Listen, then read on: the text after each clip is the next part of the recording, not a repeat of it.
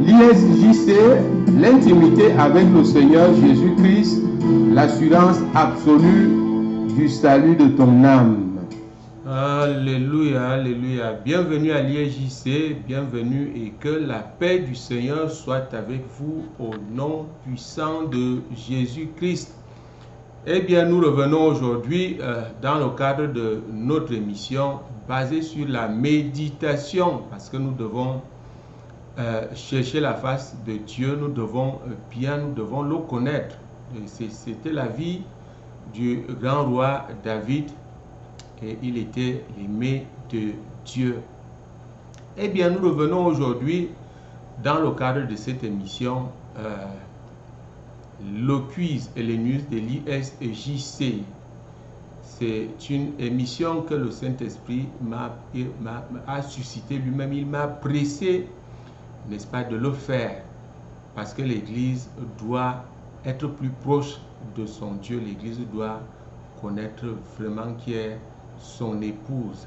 Et nous prions au nom puissant de Jésus-Christ parce que tu es obéissant et que tu suis cette émission quiz au nom de Jésus, que le Fils et le Père viennent faire leur demeure chez toi au nom puissant de Jésus-Christ. J'amène toute pensée captive à l'obéissance de la parole de Dieu. Je couvre le studio par le sang de Jésus-Christ. Et toi qui me regardes, toi qui suis cette émission, tu es protégé, toi et toute ta famille, par le même sang. Au nom puissant de Jésus, nous avons prié. Amen. Alléluia, alléluia. Je suis content de vous retrouver dans le cadre de cette émission à l'ISJC, International Ministry, l'intimité avec le Seigneur Jésus-Christ. Le Seigneur nous demande, il nous veut plus proche de lui. Il a besoin de nous. Est-ce que vous savez ça? Dieu a besoin du réconfort de l'homme. C'est étonnant, mais il exprime les mêmes sentiments. Alléluia. C'est pourquoi ce ministère est né. Ce ministère est né qui t'initie, qui t'apprend, qui t'enseigne comment être plus proche de Dieu. Ça se fait. Ça ne se fait pas par soi-même. J'ai essayé de le faire. J'ai jeûné 40 jours. Je ne suis pas arrivé. Je ne suis pas arrivé. Donc, tu as besoin d'être enseigné. Il est question ici de prière. Il est question de prière. Eh bien, nous allons lancer notre quiz. Aujourd'hui, c'est le quiz numéro 40. C'est le quiz numéro 46. Et nous allons d'abord répondre n'est-ce pas, au quiz numéro 45, qui était basé sur 3 psaumes. Le psaume 11, le psaume 16 et le psaume 17. Eh bien, je vais lire ici, donc la question était la suivante.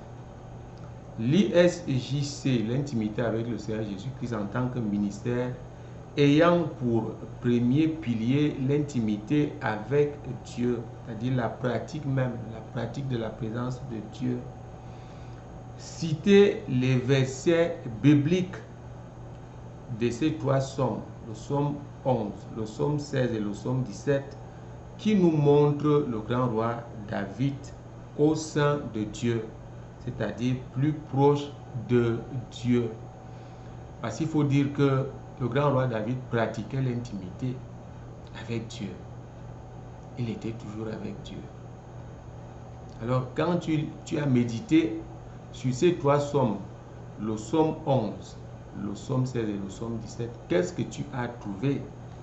Eh bien, voici ce que moi j'ai trouvé. Le psaume 11, c'est le verset 7.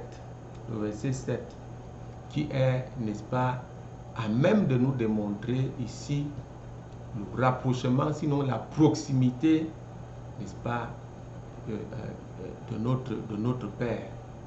C'est ce que le grand roi David faisait. Nous lisons le psaume 11, verset 7. Car l'Éternel est juste il aime la justice, les hommes droits contemplent sa face. Les hommes droits contemplent sa face. Chaque fois que tu vas voir la face, c'est l'intimité. Parce que c'est ça le christianisme. C'est la révélation personnelle du Seigneur Jésus face à face. Vous pouvez le trouver, nous pouvons lire dans le livre de Jean, l'évangile de Jean. Nous allons lire très rapidement. Jean et chapitre 6. Jean chapitre 6, verset 40 nous dit quoi?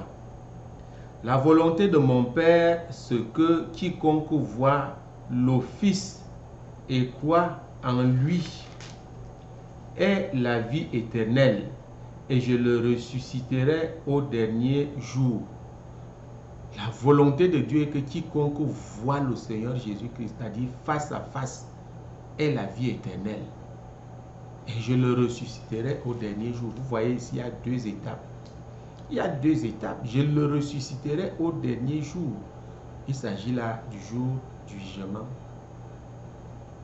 Et quiconque le voit Jésus-Christ est la vie éternelle.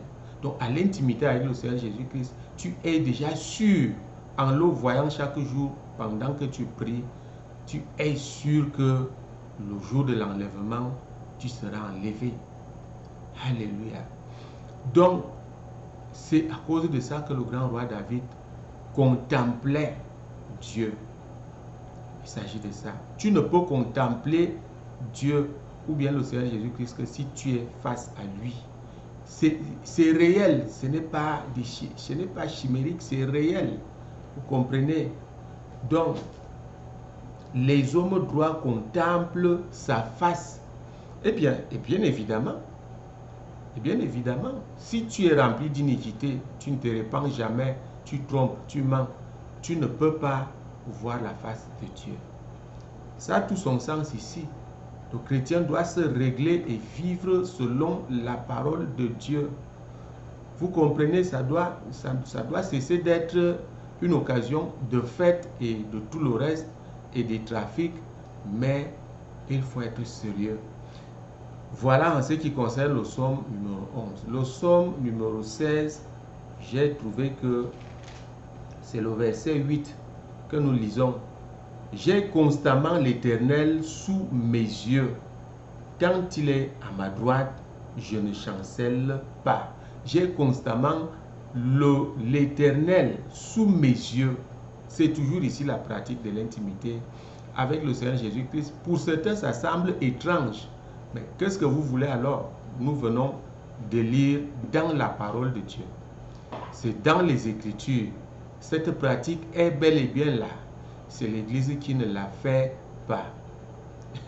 Les Écritures sont là pour ça. Lorsque tu es révélé, tu peux mener cette vie. Alors l'intimité avec le Seigneur Jésus-Christ est là pour t'initier, pour te montrer ces choses. Il faut donc cliquer sur toutes nos vidéos pour ne pas rater les enseignements. Alléluia.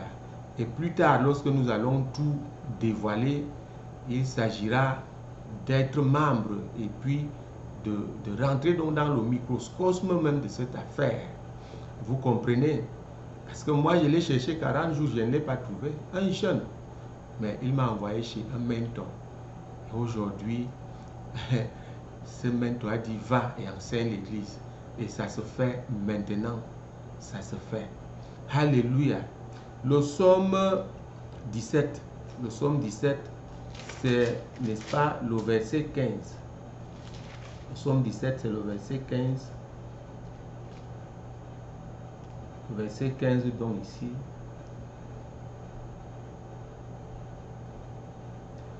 Pour moi, dans mon innocence, je verrai ta face. Dès le réveil, je me rassasierai de ton image. Pour moi, dans mon innocence, je verrai ta face. Dès mon réveil, je me rassasierai de ton image. Vous comprenez? Dans mon innocence, je verrai ta face. quand on est face au Seigneur Jésus-Christ, c'est-à-dire qu'on n'est rien, on devient rien. Rien du tout devant lui. On se renie, on se répand. Vous allez entendre dans mon témoignage qui va suivre. On n'est rien du tout. C'est en ce moment-là. L'humilité, c'est là où tu peux voir la face du Seigneur Jésus-Christ. Dans l'humilité. Et quand tu sors de là, sa présence reste en toi. Comprenez? Ton image, sa présence reste en toi. Parce que quoi? Tu mènes une vie de prière, de pratique, de présence de Dieu. Donc voilà, chers frères et sœurs en Christ, notre somme, la réponse donc au quiz numéro 45. Ok, nous allons passer au quiz numéro 46. Au quiz numéro 46.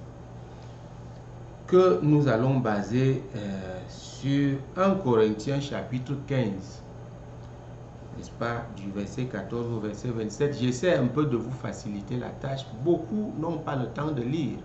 Vous comprenez? Moi, la nourriture, la méditation, la méditation, c'est ma nourriture. Alléluia. Nous lisons. Donc, la question numéro 1, j'ai dit de méditer sur 1 Corinthiens chapitre 15. Question numéro 1, pourquoi était-il nécessaire que Christ naissa dans un corps d'homme, c'est-à-dire qu'il naisse d'une femme? Pourquoi était-il nécessaire? En fait, je veux dire ici qu'il devienne d'abord un homme. Citez donc le verset biblique. Pourquoi était-il nécessaire? Si Dieu voulait sauver le monde, est-ce qu'il fallait vraiment que Christ naissa d'un homme ou d'une femme? Pourquoi cela était nécessaire? Citer le verset biblique dans notre portion. Question numéro 2. Que veut dire espérer en Christ selon le sens, n'est-ce pas, du verset 19? Que veut dire espérer en Christ selon le sens donc du verset 19 de 1 Corinthiens chapitre 15. Alléluia. Que cela veut-il dire espérer en Christ? Petit a, est-ce que c'est d'aller chaque dimanche au culte?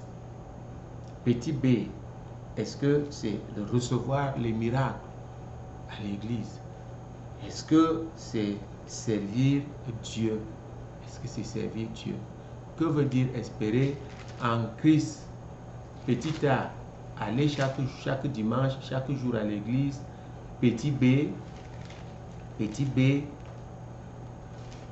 recevoir les miracles. Et puis, petit c, servir Dieu. Petit c, servir Dieu. Eh bien, nous voyons ça dans le verset 19 ici. Si c'est dans cette vie seulement que nous espérons en Christ, alors nous sommes les plus malheureux de tous les hommes. Donc, à vous de méditer et de trouver la réponse. Question numéro, voilà. Nous passons à la question numéro 3. Question numéro 3, oui, effectivement. Méditez sur le verset 45 de ce même chapitre. Le verset 45 de ce même chapitre, chapitre 15. Alors la question, que représentent les termes le premier Adam et le dernier Adam? Que représentent ces deux termes? Le verset 45 ici. C'est pourquoi il est écrit, le premier homme, Adam, devient une âme vivante. Le dernier Adam est devenu un esprit vivifiant. Alors que signifient ces deux termes? Le premier Adam et le dernier Adam. Voilà, chers frères et sœurs en Christ, la fin de notre quiz. À toi maintenant de fouiller. Reste dans la profondeur si tu veux trouver Dieu. Dieu se trouve dans la profondeur et non pas dans la surface. Vous voyez un fleuve très profond, il y a beaucoup de bruit sur la surface, mais à la profondeur, c'est calme. C'est là où Dieu se trouve. Dieu se trouve dans la méditation. Alléluia. Voilà le vrai christianisme. Chers frères et sœurs en Christ, nous ne sommes pas là pour nous amuser, mais pour sauver véritablement les âmes. Alors, toi qui es de passage sur les réseaux sociaux, sur YouTube, si tu vois ISJC, International Ministry, tu cliques et tu suis toute la vidéo parce qu'il y a des choses là que tu ignores qui sont dedans. Tu suis toute la vidéo, tu t'abonnes pour recevoir toujours ces vidéos et les enseignements et beaucoup de choses qui vont arriver. Dieu nous a, je vais tout simplement dire, gâtés. Alléluia.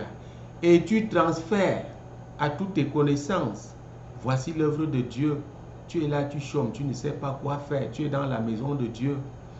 Tu veux seulement aller porter le micro comme ton leader. Tu peux déjà faire l'œuvre d'un évangéliste parce que tu es ouvrier avec Christ. Transfère ces vidéos à toutes tes connaissances. Dieu va te bénir parce que tu ne transfères plus n'importe quoi, mais ce qui nourrit l'âme et l'esprit. Vous comprenez ça? Il y a une telle onction ici, tu veux seulement faire la preuve. Tu touches ma main et je clôture au nom puissant de Jésus-Christ. Que l'onction qui sort d'ici te touche, te touche, te touche, te touche. Au nom puissant de Jésus-Christ. Il faut transférer. N'hésite pas, il faut transférer. Et puis tu t'abonnes, tu cliques sur souscrire, tu t'abonnes.